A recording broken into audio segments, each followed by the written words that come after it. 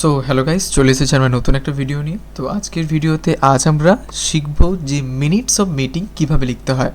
একদম সিম্পল ওয়েতে আমি তোমাদেরকে দেখাবো। তো শেষ পর্যন্ত তোমরা অবশ্যই থাকো, তাহলে তোমরা ইজিলি খুব সহজেই বুঝতে পারবে। আর এই মিনিটস অফ মিটিং রিলেটেড যদি কারো কোথাও কোনো ডাউট বা কোয়ারি থাকে, অবশ্যই তোমরা কিন্তু কমেন্টে আমাকে জানাতে পারো, ঠিক আছে? চলো শুরু করি। দেখো তাহলে আমাদের যেটা প্রথমেই জানতে হবে যে মিনিটস অফ মিটিংটা কী অ্যাকচুয়ালি। মানে বাংলা কথায় বলতে গেলে ভাবো কোনো একটা মিটিং হয়েছে, ঠিক আছে? সেখানে আমরা সবাই আছি, কিন্তু তোমার একটা বন্ধু সেই মিটিংয়ের মধ্যে নেই। তাহলে সেই কীভাবে জানো মিটিংয়ের মধ্যে কী কী হয়েছে? তখন এই মিনিটস অফ মিটিংটা তৈরি করা হয়। মানে পার্টিকুলারলি এই মিটিংয়ের মধ্যে কবে হয়েছে, কখন হয়েছে, কারা কারা অ্যাটেন্ডিস ছিল, আচ্ছা, তারপর কি কি বিষয়ে কথা হয়েছিল, অ্যাজেন্ডা কী কী ছিল, অ্যাজেন্ডা কী জিনিস একটু পরে বলছি, এই সকল বিষয়গুলো এবং কোন কোন কনক্লুশনগুলো করা হলো, এই সকল বিষয়গুলো মিনিটস অফ মিটিংয়ের মধ্যে করা হয়, যাতে করে কোনো অ্যাবসেন্ট পার্সনও যেমন সেটা পড়ে বুঝতে পারবে এবং পরবর্তীকালে এটাকে আমরা সংরক্ষিত করে আকারে রাখতেও পারি ভবিষ্যতের জন্য, ঠিক আছে? এটাকেই বলে আমরা কি মিনিটস অফ মিটিং। তো একটা কথা দেখো এখানে, notes that are recorded during meeting, যে মিটিং চলাকালীন যে সকল নোটসগুলো আমাদের রেকর্ডেড করতে হয়, ঠিক আছে, সেগুলোকে বলা হয় কি মিনিটস অফ মিটিং। আচ্ছা, এরপরে দেখো হচ্ছে মিনিটস অফ মিটিং ব্যাপারটা কি আর একটু গভীরে তোমাদেরকে বলি। যে দেখো, writing minutes of meeting involves capturing essential details, কিছু গুরুত্বপূর্ণ ডিটেলস তোমাকে করতে হবে। যেমন ধরে নাও হচ্ছে ডেট রয়েছে, টাইম, অ্যাটেন্ডিস, অ্যাজেন্ডা আইটেমস, ঠিক আছে? মানে অ্যাজেন্ডা আইটেমসের মধ্যে হু আছে, কে কী, আচ্ছা হোয়াট কী বলেছে, ওয়েন কখন বলেছে, এগুলো সম্পর্কে in a concise factual format. অবশ্যই কিন্তু একটা কনসাইজ ফর্মে তোমায় লিখতে হবে, এরকম নয় যে পাতার পর পাতা লিখছো, এরকম নয়, একটা কনসাইজ ফর্মে তোমায় লিখতে হবে। অফেন ইউজিং আ টেমপ্লেট, একটা টেমপ্লেটের একটা ফরম্যাট আমি দেখাবো, সেটার মধ্যে দিয়ে করতে পারো, ঠিক আছে? আচ্ছা, এরপর তোমার মনে প্রশ্ন হয় যে দাদা অ্যাজেন্ডা কী? দেখো, অ্যাজেন্ডা মানে ভাবো কোনো একটা মিটিং হবে, তো মিটিং হওয়ার আগে কোন কোন বিষয়গুলো আমরা মিটিংয়ের মধ্যে আলোচনা করব, সেইগুলো যখন আমরা লিস্টিং আকারে সাজিয়ে নিই, লিস্টেড যখন করি, সেটাকে আমরা কি বলি অ্যাজেন্ডা। দেখো এখানে কি রয়েছে, হোয়াট ইজ অ্যাজেন্ডা?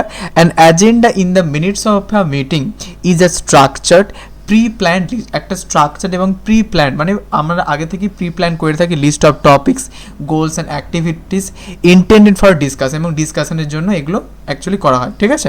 আর অ্যাজেন্ডায় পরবর্তীকালে কি হয়, মিটিংয়ে করা হয়, মিটিংয়ের মধ্যে এই 1, 2, 3 এই সকল বিষয়গুলো আলোচনা আমরা করে থাকি, ঠিক আছে?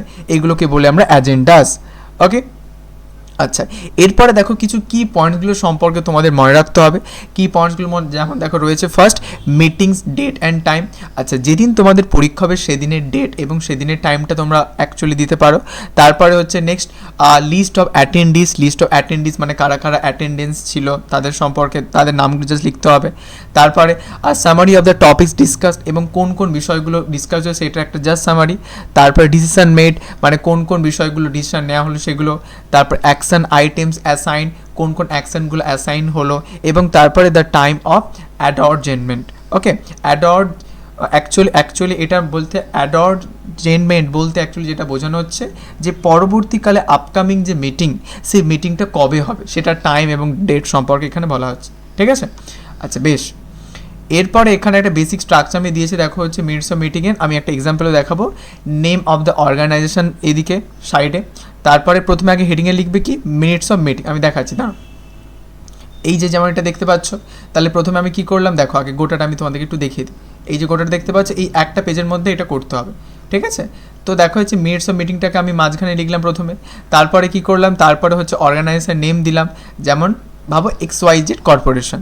আচ্ছা, মিটিং টাইটেলটা কি, টাইটেলটা মান্থলি টিম মিটিং। তেমনইভাবে তোমরা পরীক্ষাতেও দেখবে, তোমাদের ওখানে পড়লে বুঝতে পারবে যে টাইটেলটা কি। আচ্ছা, ডেটটা যেদিন পরীক্ষা দেবে সেদিন ডেটটা দেবে।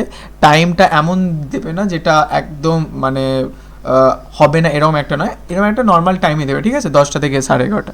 আচ্ছা, লোকেশান তোমরা যে কোনো একটা দিতে পারো, যদি কোনো স্কুল বা ওখানে কিছু লোকেশান যদি দেওয়া থাকে তাহলে ওটা দেবে, আর যদি না হয় তাহলে যে কোনো একটা লোকেশান দিতে পারো।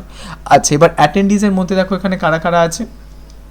কমল Sharma present, Amar Sharma present, Tapas Jana present and Smita Shaw absent, ঠিক আছে? তো দেখো প্রেজেন্ট যারা এবং অ্যাবসেন্ট কারা, তারাও এটা অ্যাকচুয়ালি করা হয়েছে, ঠিক আছে?